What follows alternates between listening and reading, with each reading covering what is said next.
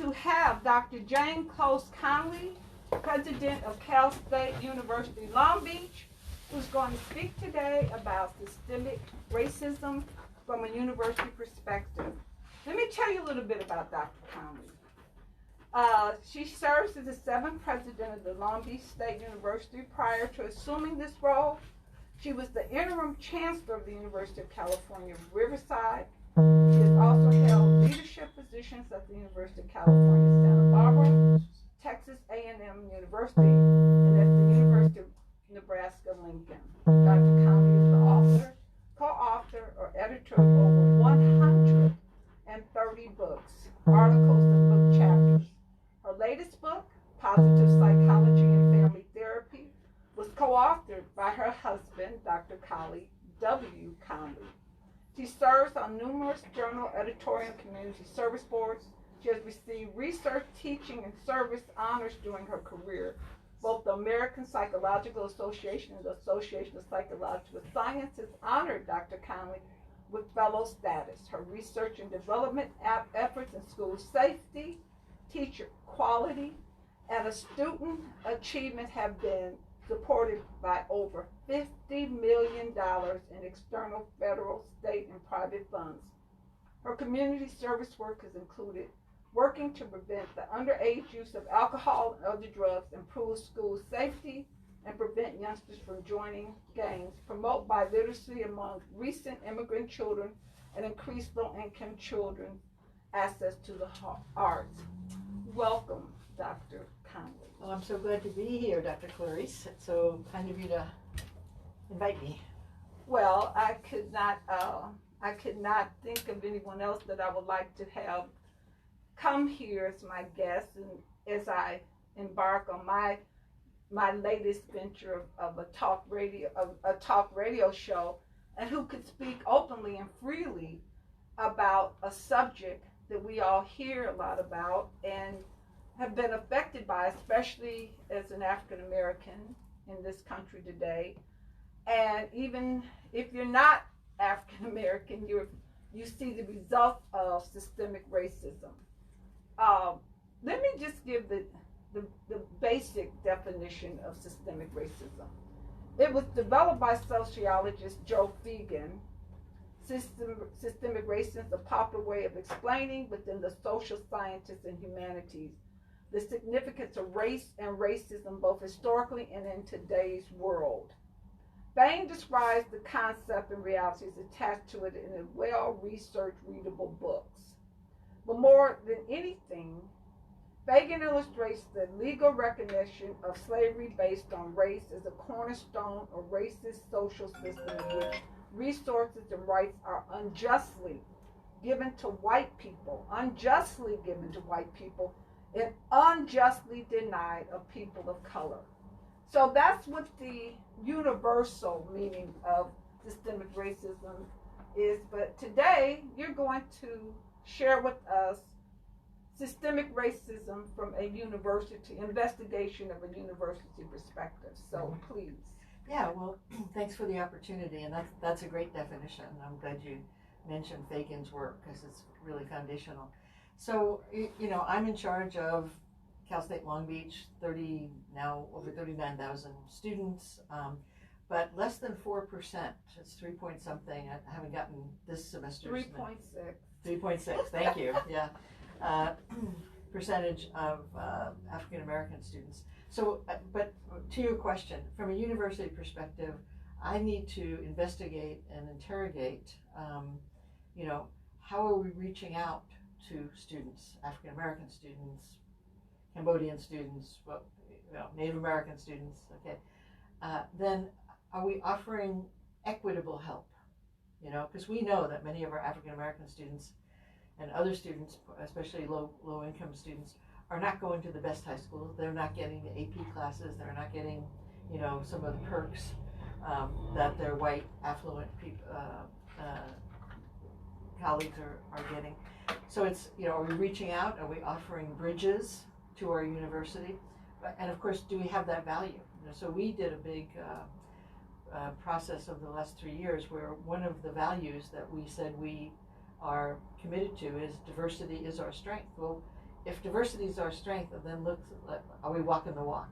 You know, so after the terrible murder of George Floyd and Ahmaud Arbery and Breonna Taylor, and actually there's somebody who was murdered by Signal Hill police who was a Long Beach student in the 80s. He was a football player, Ron Settles, and I didn't know about that until these other terrible things happened. So we had to really, you know, it was a wake-up call for me to say we need to look at every point at which students are either advantaged or systematically disadvantaged to get into my school and to succeed in my school. So after the murder of George Floyd, we started on a listening tour. I met with 14 different groups, spent about 15 hours of listening. Now we've developed an equity plan about how to go step by step. And it's about hiring people of color. It's about looking at our outreach to various high schools. So it's not just, number one, we need more, but number two, then what's going to be the communication system by which we actually understand what people's experiences are? Because I heard things from my African American colleagues that made me cry. I'm you know, in a Zoom meeting with them, and it made me cry to hear how people had spoken to them at a university. Well, give me an example if you can. This isn't too graphic. So what would be one of the things that was said to another African American that you were so blown away, so to speak, that it just made you just cry? Yeah. Well, there were many, but the first one that pops in to my head is toward an African American woman, where criticism of her hair. Why do you wear your hair that way? And I just wanted to say, it's 2021. It's going to be 2021. Who's talking about people's hair? What's, you know, you're at a university. Why are you? Another person talked about that anytime that she would not be sitting and smiling, you know, she would get the, you're not going to give me that angry black woman thing, are you? And I'm just, you know, because as I always say, everybody's nice to me. I'm the president, right? Right. So it's easy for me to believe that that's the way people are treating each other. But it was a wake-up call, you know, to hear somebody who'd been in a division, had been the associate director, and then told, well, you're not going to be promoted because we don't really need a director now. And then a few months later, a white person gets brought in as a director with no, well, that shouldn't be happening. You know? Well, I think that where the line is kind of an invisible, so to speak, line, we talk about systemic racism, but within that systemic racism, we are really talking about unconscious bias. So it's all pretty much parallel. But is it unconscious? Because if you are able to freely say things like, why do you wear your hair that way? You know, or, you know, we don't really need a director, but then they put a white director. No one's in a coma. See, unconscious bias to me means that I am in a coma and I'm unconsciously doing something while I am in a coma that I am not aware of. But if, right? I mean, this is theoretical with no foundational research here. But if I am saying something and I'm awake and I'm not on any hallucinogenic agents. You got that. You got right? that covered. Yeah. Yeah. Well, I think that's true. But I also think that, especially for African American women, that you have the kind of double thing going. How do some older white men and some from other international places, how do they talk to all women? What's their sense of entitlement that I can comment on how you dress, I can comment on your hair, and then on top of that, African American women. So where, you know, I think there's the intersectionality there of it's race and ethnicity at the same and time. gender, race, right. gender, and race. And then in a university, in some ways, universities are such great places. You know, I know you spent a lot of time in getting great education. And so it's easy to think that they're more enlightened, you know, because we always talk about it's all about the merit, You know, it's not anything about you. It's are you publishing, or are you getting grants, or are you getting that? But then in these listening sessions, I began to hear, well, what am I studying? I'm an African American faculty member. I want to study things about my community, but yet I got direct messages that that won't be seen as important. That's not going to get you tenure. Mm-hmm. And what it reminded me of, Dr. Clarice, was in my long career in higher ed, when the whole area of women's studies started to be developed. I was in psychology departments, and the men, I was often the only woman in the psychology department in those days. The men would say, why would you study women? What's, you know?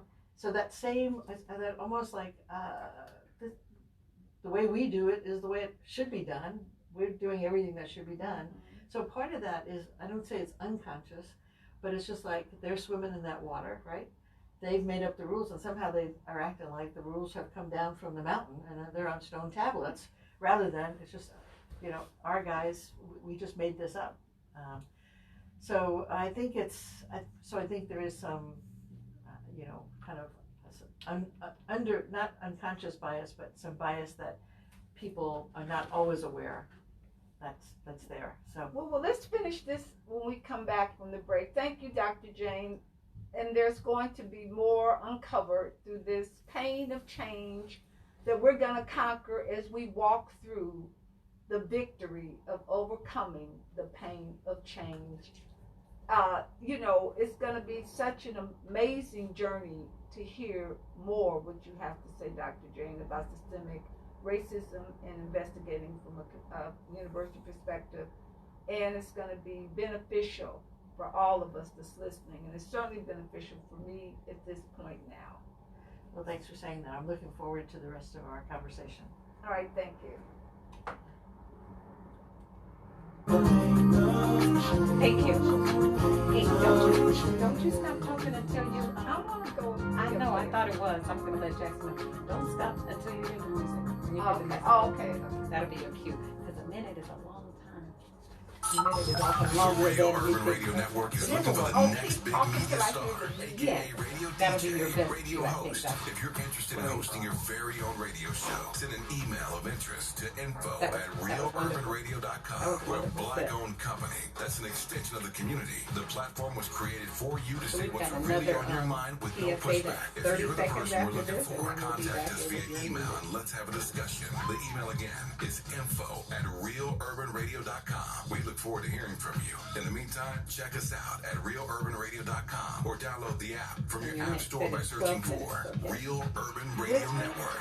Thanks for listening to the Real Urban Radio Network. The staff and management want you to be mindful of the coronavirus that's hit the world with this deadly pandemic. Remember to keep your social distance and understand that this is a serious situation. Check on your elderly, your family and friends, and make sure the kids are still learning. Step up and be a leader. In the end, this too will pass. Another friendly reminder from the Real Urban Radio Network and realurbanradio.com. Ready? Let's go. So we're back with Dr. Jane and systemic racism, investigating systemic racism from a university perspective. So Dr. Jane, when we look at that, Cal State Long Beach is the third largest university in the Cal State system, and you just shared with me, my numbers were 38,074. You just told me today that it's now over 39,000. It's 39,000, about 300, yeah. So the university is definitely growing. And when we look at the numbers of Hispanic and Latinos, it's 42.9% of 13,000. Asians, 22.3 or 7,000. Whites, 16.9%, 5,000. And 314 non-resident aliens, 6.2%, no numbers. Black or African American, 3.6 or 1,153. But what is interesting to me is you have more ethnicity unknown, 7.8% at 2,400 students. Women, 56%, so over half of the population of women. So when you look at those numbers and you think about what you just said, it has to, in some of the conversations you've had with African Americans, what are some of the things that you hope that comes out of your pain of change of moving forward? Yeah, well, I think that the top thing is that we need more African Americans on our campus. And I think that we had grown pretty lazy. You know, we had, since I've gotten there, since I've become president, the first year I was there, we had 86,000 applications. This year we've had 106,000 applications. So every year, more and more people were applying. And it was like, well, we don't have to really go out and shake the trees and ask, you know, they're just coming. You know, we built it and now they're coming. So I think we got lazy and we stopped going to those high schools, especially high schools that predominantly African American schools, and we didn't put on the show. Come on, we have it for you. We didn't until recently. We've changed now, but we didn't have like special days where we'd say, well, here's the Black experience and here's the Cambodian experience. We should have been massaging the message about what we had to offer to African American students. And in contrast, you mentioned in my intro that I was an interim chancellor at UC Riverside. They have a very healthy African American community, very much larger than ours percentage-wise, although they're a somewhat smaller university. And it's because in my investigation now, I learned that African American parents know that UC Riverside is purposeful about making sure their children will be successful. And you know, they did that by having a particular center, and they had staff associated with it, and they had programs for bridge programs, and also, you know, really elevated the great achievements of some African American students and faculty. We can do that too. We have that. We just were, I think we were lazy. We just didn't think we had to do anything special for anybody because they were just coming to our door. Now, maybe I'm being naive. I don't want to say there wasn't any racism or anti-blackness, anti-black feelings, but I think we can, you know, my current plan is to fix it by putting more resources into that outreach, and then more resources when students come. Like, I talked to some African American students in engineering. Well, there was only a handful of African American students in engineering. It took them forever to find other African American students. Well, we could have made that much easier. We could have been given them, here's the group of the Black Student Union, or here's the men's group Kings to Kings, or here's the Sisters group, or we didn't do that, but we can. And I think once we do it. The Black fraternities. Yeah. That, you know, that are right there, example. the Black sororities, the Divine Nine. Yes. Who is totally filled with educated people. And even though a lot of our initiatives, or some of our initiatives are focused on HBCUs, historically Black colleges and universities, we are certainly interested in wanting to get our children educated to the next level. And, you know, we've talked before when you shared some of this with me a few years ago, and you came to the City Refuge, and again, I wasn't a part of what happened after that, but that was then, and this is now. And like I'm certainly willing to help partner with you and do everything I can as a collaborative effort to help you in some of this, because you can certainly duplicate what UC Riverside has to do. But I think one of the things that you have to do when you look into these kind of ventures, from my perspective, because I'm a salesperson, you know, I'm a university professor now, but my background is sales and marketing, and so that's what I speak to. Okay, is that you have to have someone that has that passion to find people that will fit those parameters or that you want to bring in by different things. And certainly I don't think it's so much as that you were lazy or you forgot or you just dropped the ball. I just think that you're running a university. You know, I mean, and it's not that you didn't think that it was important. You delegated. You know, what do I tell people? A good leader does what? They use 2 letters in the alphabet, N and D, network and delegate. That's what they do. That's what good leaders do. So you delegated things, and maybe those people drop the ball. Not that you're passing the buck, but if you thinking things are being done until you realize they're not, and then you get this stark awakening that when you see numbers, that nothing's changing. Yeah. In fact, you know the professor that came up with who founded Kwanzaa. Yeah, Dr. Milano Karinga. Yeah. Was where? He's at Cal State. He still is at Cal State Long Beach. Yeah, at Cal State Long Beach. Yeah, and in fact, we this is a kind of a hard story to tell, but you know there's so many things that swirl around a university, and my marketing department created a little video that was supposed to be aimed really at older alums, you know, stay involved, and it shows the beginning of the university with 50 students. Well, all 50 are white. Most of them are men. It's 1949. They're all coming back from the war, and then as it goes through the history, obviously then our campus becomes much more diverse. But if we nowhere in that history we could have easily dropped in, and guess what? Kwanzaa was created here. Guess what? Educational opportunity programming was created here. We didn't have, there wasn't an African American on the team that created that video who thought, here's a way to highlight something. Once we showed it to African American advisors, they quickly told us what we were missing. And okay, we can fix that, but it just shows that if you don't have diverse teams, you only tell part of the story, because that's the only part that you know.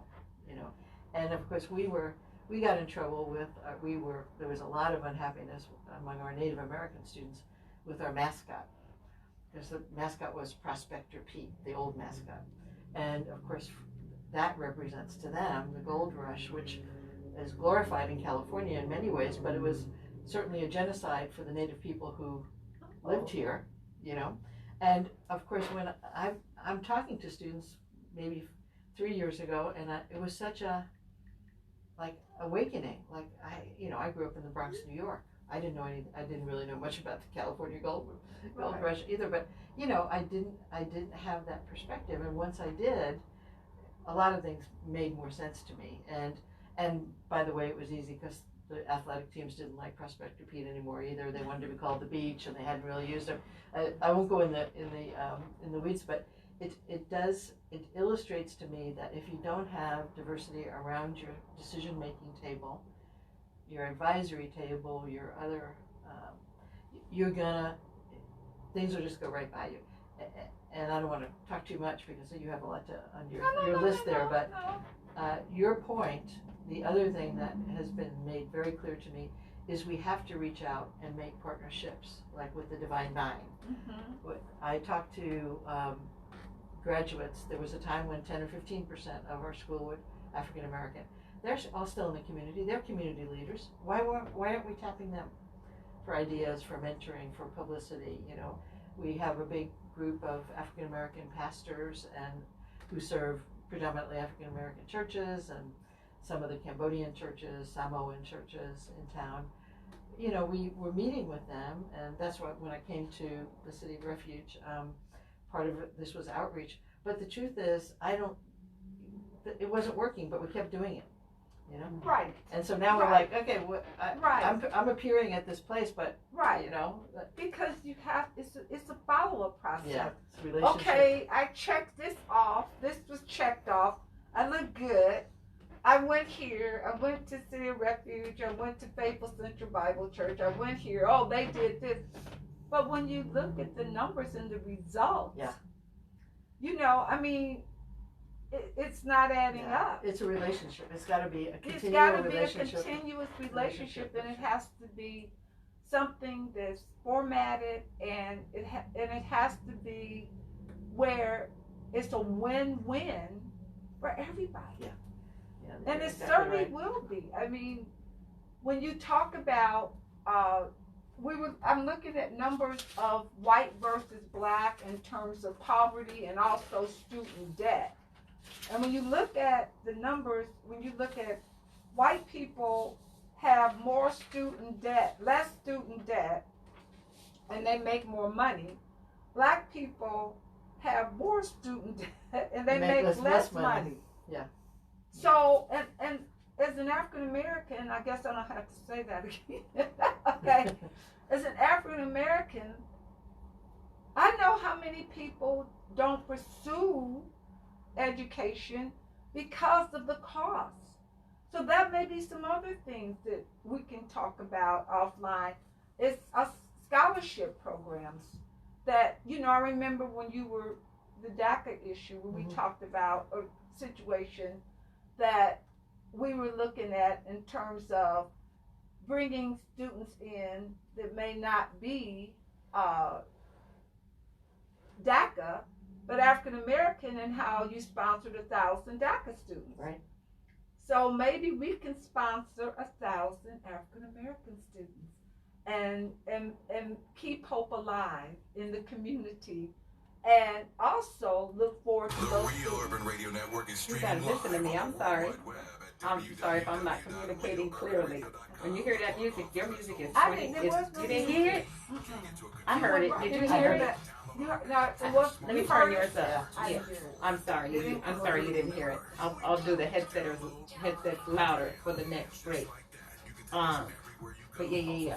I gave you like the 10, 9, 8, that kind of countdown to the music, and then the music I started. didn't Okay. hear it. I'll You turn heard it. the music. I'll turn it up. That's because you was into it, Clarice. That's why you didn't hear it. You're into it. With COVID-19, aka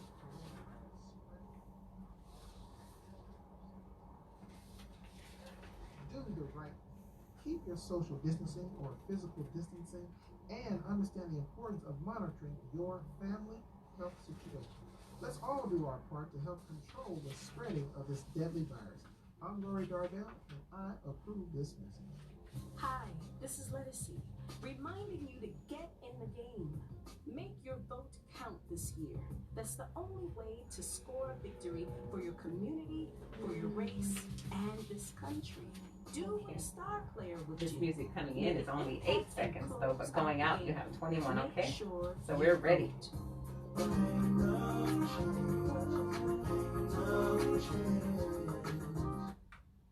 You know what, Dr. Jane, we're back, and I just want to also say to you that, your heart's in the right place, and you see the need, you have a compassion for people. I remember you telling me when I first met you 5 to 6 years ago that you spend a lot of time in the community teaching underserved children out of college, which I was really surprised, right? Mhm. And how your sister, who happens to be your twin sister, My twin. is, as we speak, is in the Bronx now, teaching in underserved communities, even now, mostly Dominican children. Yeah. And how even when she had an opportunity to make some changes as the principal in her school for the elite, she refused. So it's kind of what your family and you speak to. Even having police officers in your family. We didn't all speak the same language. Let me tell you that. Yeah. Well, but that you said at 20 years on the force, you never shot anybody. So you understand the terrain.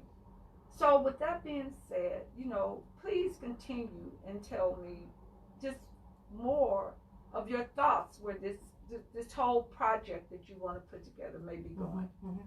Well, we've been talking about getting students in, but another very important part is how many faculty of color do we have? How many black faculty do we have? Because almost every student would say, how much more comfortable, if they walk into a classroom and it's a black professor, they take a deep breath. That's going to be somebody. Not that they're going to be easier or they're going to favor me, but we're going to share. They're going to share my experience, And of course, that doesn't happen because only about 5% of our faculty members are African American. So you know, we could have an African American student go through an entire program and never see another African American. Now, so another big part of our new initiative, our kind of newly energized initiative is to really, you know, expand our reach. You know, we're not allowed to hire somebody because you're this or that or the other, but we can go look harder. Right. We don't just have to wait for the people who apply, you know. And our provost, who interestingly enough is a white guy, but he's from South Africa, and he went through, he experienced the apartheid system. His grandparents were refugees from Nazi Germany who fled. They were not allowed in the United States because they were Jews. The only place they could go was South Africa, and they spent, as he remembers growing up, they spent all the time trying to figure out how to get out of South Africa because they were so opposed to the apartheid system.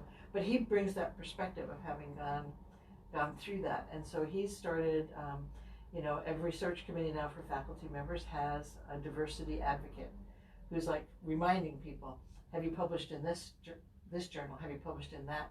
You know, who knows, you know, a senior black, you know, poli-sci professor who we could go talk to about who were his recent PhD students that we might go after. So you can't just wait to have people come to you, even though lots of people apply. You have to go out and look.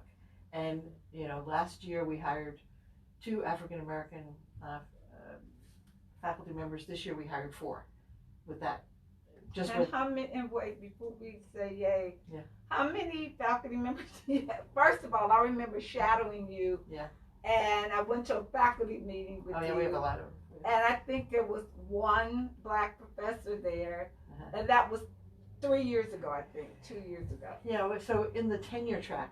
Okay, line, on the tenure. tenure Okay, full track time. line, we have about 890 faculty members. Okay, you know? So in only, well, you know, I said it's 5% are African American.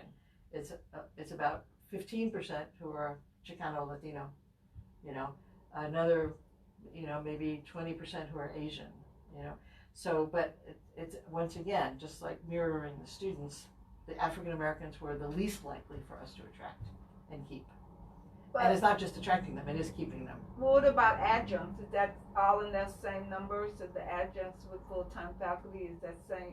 Are they still in that same number? It's about the same. I was thinking that maybe we had more African Americans in our adjunct lecturer. Right. But it's not that different. There might be a couple more. But yeah, but you know, it's not a lot, as you say. You go from 2 and it's 4.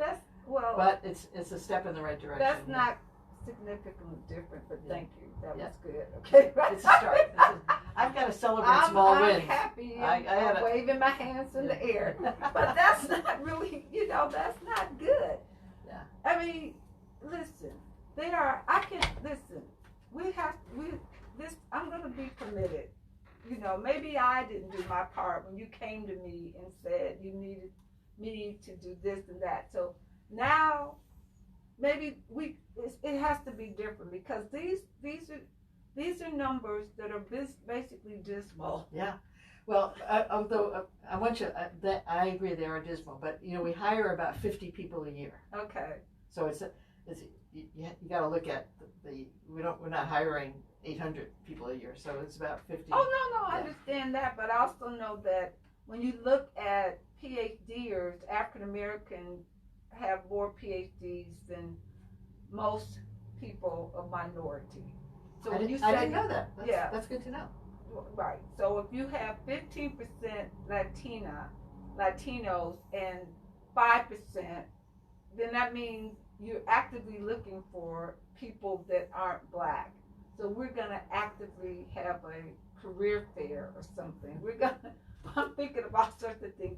But no, I'm happy that maybe that you're making some headway, but those numbers are dismal, especially in the second half of the 21st century. Yeah, especially in California. And in LA. LA. So I don't know what the percentage of African American PhDs are, but I'm going to learn that from you. Right. But so in our area, it's about 12 to 13% of the population is African American. Right. So I don't know what's the population of people with MAs or Well, PhDs, or it's going to be smaller than that, right? But it's not going to be 2%. It's probably Well, more when than you look at women, and you look at Catalyst and the numbers that came out for 2019, for 2020, when you look at those numbers, you have more African American women with graduate degrees, and they break them down to masters and PhDs, than white women. Okay, because by population. By population, right? But that's because for us to be hired, we have to be 27,000 times more qualified than the white woman or the Latino woman. If you would put the Latino woman next to the black woman with qualifications, I would guarantee you, and no disrespect, that the qualifications in terms of experience, what they bring to the table, because African American women have been working in the workforce longer than any woman. No. Any woman, yeah. No doubt about African that. American women have been working in this United States of America longer and in greater numbers than any woman. Mm-hmm. So the fact that we're lagging in numbers is sad. That's probably not good, but it's just sad. Tell me, another thing that we are looking at is when we have many more African American women who apply and successfully get in and then successfully graduate. So if I compare graduation rates, as you mentioned, we have 58% women. So if I compare, African American women with white women graduation rates, they're about the same. Mm-hmm. But the men, overall, the men don't graduate as successfully as African American or white women. Money. And they need money. Well, but that's true of the white men as well as the black men. So I'd be interested if you have some insights about just the gender effect here. I think that a lot of times, a lot of African American men are going to HBCUs Mm-hmm. because they feel safer. Yeah. Okay. But that doesn't mean that they would not take a scholarship, partial or full, Mm-hmm. To go to Cal State Long Beach. I think that most of it is financial. Mm-hmm. If you're having problems with buying books or just surviving, and you don't see the prospect of getting a job Mm-hmm. or the value of that degree. And the men are going to see that differently than the women? Yeah, because a lot of times they may have gotten married, they may want to get married, they might want to buy a new car, they might want to move out on their own. There's so many layers to their lives, all lives. So I think that women, women period are pushed to education. Men a lot of times pushed to work. Yesterday I had a class, and I had my class do a cultural bio for each one of them. It was 12 people in class, and each person did a cultural bio, and I was amazed to learn how many people, almost everyone, said that their families stressed education for the women but stressed work for the men. Isn't that interesting? I wouldn't have seen it that way, because in my cohort of age, Right. I'm old, it was Right. always the boys. The boys were going to go to school, not the girls. Yeah. But these were people from Italy, from France, from Iran. They were from, even in America. Wow. There were people that were Americans. They saw it the same way. So I just think that we have, and then once you get a job, once you finish school, can you get a job? So there also has to be internships available. Right. And but I don't.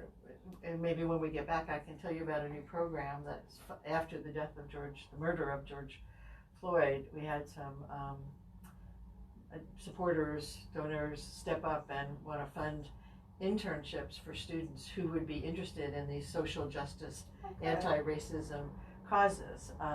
And we have put it up as a matching. They've come up with about $70,000, and we're trying to get a match to that. Because, to your point, maybe I'm African American woman or young man, and I have to have a paid internship. I can't do an unpaid internship Right. because I need the money. Right. So this would provide, some help that way. Okay, well, we'll be right back after this break. Thank you, Dr. Jane. Good.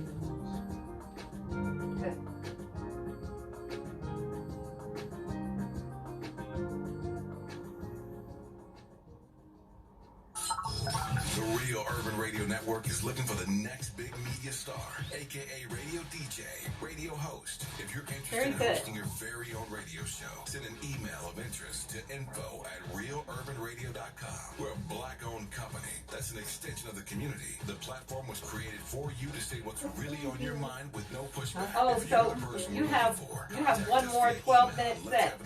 So be sure you wrap up the show, okay? Because he's got a 4-minute song at the end. So when you're going out this time, you're see ya in 2 weeks, you know? So we have one more after this. You have one more 12-minute segment coming up? One more 12-minute segment. So when you close up this 12-minute segment, close up the show. Okay. Okay? 12 more. 12 more minutes. And then you'll come back for a couple. No, won't come back. Okay. You'll be out. Okay? 12 minutes and you're out. That's uncontrolled. Okay, not coming back. Okay? All right. Because Alliance Jones. Every fourth Sunday at 1 p.m. Pacific All on right. the Real Urban Here we Radio go. Network app and realurbanradio.com.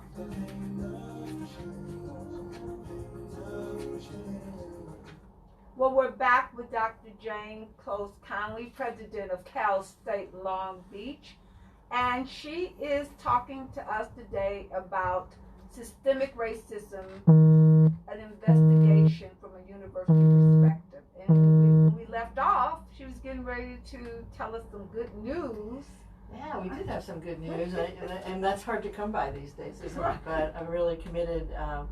It's a white family, but it's interesting that the woman was a member of the Black Student Union when she was at Cal State Long Beach. Oh, So wow. that shows that kind of in the 60s how things were a little bit more fluid, perhaps. We that. like honoraries. We're good. Yeah. But they have donated, as I said, $65,000-$70,000, and we're using it as a match. But it's aimed at supporting students who, on either a scholarship basis, who are studying issues of racial justice, or who can find an internship that may not be paid, but then they can get a stipend that way. And I do need to give a little kind of California message here. If the family income of a student, the family income is $70,000 or less, that student won't pay any tuition because they'll get Pell Grants, they'll get Cal Grants, and remember, my tuition is $6,500 a year. So we're not talking about, that's half of what a UC is, okay? But you're right, you mentioned books, you mentioned transportation, you mentioned housing. I mean, it's not like it's free, but we have 80% of our students get financial aid.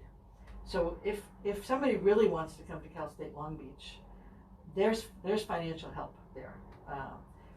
And after the pandemic started, and so many of my students lost their jobs, it was just heartbreaking because they were the waiters, they were the waitresses, they were, we have a program we call Emergency Student Aid, and we have a pantry, we have emergency housing, and we had up to $500 grants. Well, I may have the numbers a little bit wrong, but I think I'll have the percentages right. Maybe last year, before the pandemic, and the whole year before the pandemic, about 100 students came and asked for that $500 grant because they had their car broke down, or they needed to pay rent, or they had some medical emergency. This year, 2,000 since March. Wow. Now the good news was we had the resources to be able to give them that, both because we had federal CARES money and we gave in 3 weeks we gave out $21 million to students. In 3 weeks, my team got it together, and this is not easy to do, And we also and we also got, they call institutional federal money. We have given away almost 2,000 laptops to students, and about that same number of hotspots, so-called hotspots. Because once we went virtual, we realized about the digital divide. Right. So here's another example of systemic things that will disproportionately, threaten the success of our students of color, our students who come from poverty. You know, they don't have broadband in their neighborhood, or it's too expensive, or that's not the high priority. The high priority is getting food on the table and not paying for internet. So, and it was the pandemic that made that visible to us, because when students were on campus, we had all the computer labs they needed. So we didn't understand that they didn't have hotspots, and it's certainly still not perfect, because they're home, they got younger siblings, the siblings are not in school, they're struggling. It's loud, and it's this or that. But you know, it's another example. I think when you started out with the systemic issues of this, you know, we often, you know, we use it about the police. We say it's not just a system of a few bad apples. You know, I would have been now informed by this part of the law where that police have really been systemically or systematically shielded from being held responsible and accountable for their actions. Look at Breonna Taylor. I mean, yeah. None of the people that shot her, which three of it was, even charges were brought. I mean, the wall got more respect than that's right. Poor Breonna. So it's at that level, and I think, you know, this narrative that of course gets thrown in my face often is, well, you're against the police. Well, no, I'm not at all against the police. You know, I have my own police force. Right. But for example, one thing we're doing there, and we've been working on that police force. It's 24 people. We're not talking about thousands of people here. To have a community policing attitude, and I interviewed the Black student group specifically about their experiences with my police. But we can do more. We're going to set up a community advisory board, have Black students, Black faculty, African American members of the community, alums, other groups, to be on the board and be communicating with police all the time, because police, you mentioned that my brother was one. I know, he was a human guy. He can make mistakes, and he needs to be told that he's making mistakes. And they quickly also took out they outlawed, my police department and all the CSU police departments have outlawed that carotid hold that killed, the chokehold that killed not just Mr. Floyd, but others in the pretty recent past. And they're going through all of their use of force things. And we actually have sent them to a new training that's called procedural justice, and it was created during the Barack Obama administration. So I have a lot of trust in that, and I just was sitting with some scholars in criminology, and they said procedural justice training is one of the few trainings that have proven to change the behavior of police. And because they practice a lot of things, and they can practice, and my cops are a good example. They're practicing de-escalating. They're practicing, not talking escalating, through, but de-escalating. They're practicing respectful tones, with people, which, they might not have seen that if they were working somewhere else before they got there. So it's, we've talked about getting more students there, more faculty there. And then what's the environment? The police played a huge role in this, has played a huge role for a long time. But there are other things in our systems. So, for example, promotion and tenure. Are any groups systematically, disproportionately affected by the standards that we're saying that you have to? And it's less about you can't meet a standard, but if we've defined the standard that only this kind of research matters, and I think I alluded to that earlier, then I'm systematically and disproportionately disadvantaging people who want to do a different kind of research. So, and these are not rules made in heaven that they have to be followed. We made them up ourselves, and most of the histories of most universities have a clear exclusionary past. I just read a beautiful letter from the president of Princeton University, and you don't get any more important than Princeton University, and he outlined how they didn't allow women, they didn't allow Jews, they didn't allow Catholics, they certainly didn't allow blacks. Now that's not 2021, but that's the history. And how do you dismantle? And they're going through speaking of Princeton, they're going through the Department of Education has just launched an investigation with them as of Thursday about systemic racism. Oh, really? Oh, Yeah. I didn't see that. Yeah. There's a concern among those in academia that this investigation is a way to threaten schools that are looking to address years of racial bias. Oh, well, that's from the Trump administration, an executive order. Oh, okay. That all the people who had funded research got something that said that, and if you read, it's very dismaying. And I'm not allowed to take political stances here, but I'll take a content stance. When Right. It sounds like it's against racism, but what it's really saying is you're not allowed to offer training that references systemic racism. You're not allowed to talk about being anti-black. You can't. So it completely undercuts the, what Right.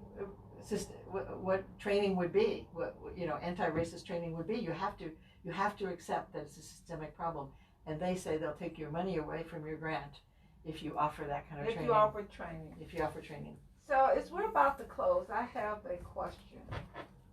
If you had a wish list or one thing that you would like to leave our listening audience today, what would it be? What would Dr. Jane Close Coney's wish be for the future of Cal State University Long Beach? And before you answer that, I want to say, in your looking for Black students and Black professors, I also want to say qualified. Oh yeah. Because what happens a lot of times, people get numbers, and then when the people fail at what they were hired from, or they go, aha, see, we hired them and we brought them here, but they couldn't make it because they should have never been there anyway. But they put them, I'm being honest, but they put them there because they were Black, but not because they were qualified. So what would you leave?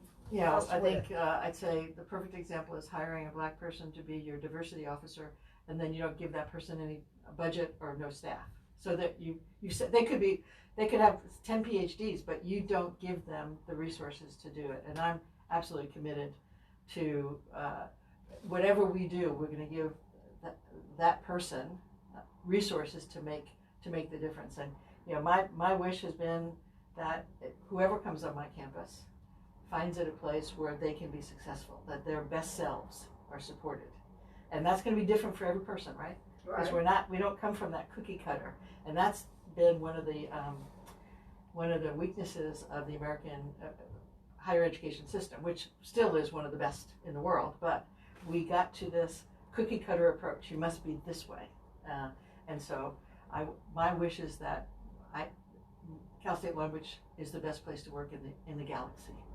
Well, thank you, Dr. Jane. I believe that, and hopefully one day I'll be working there, like as we talked about. Okay. So I'm doing my own plug right now as a future professor at Cal State Long Beach. And I also want to thank everybody today for joining in to the Pain of Change. We're certainly asking you to face your pain of change, conquer it, and walk through it, and know that you've got the victory. Look forward to our next segment, October 10th, and when we're going to highlight breast cancer in the community, and we will have different physicians, oncology surgeons that we will have to talk to you about the survival. And thank you, and see you next time. I appreciate all you guys, the support.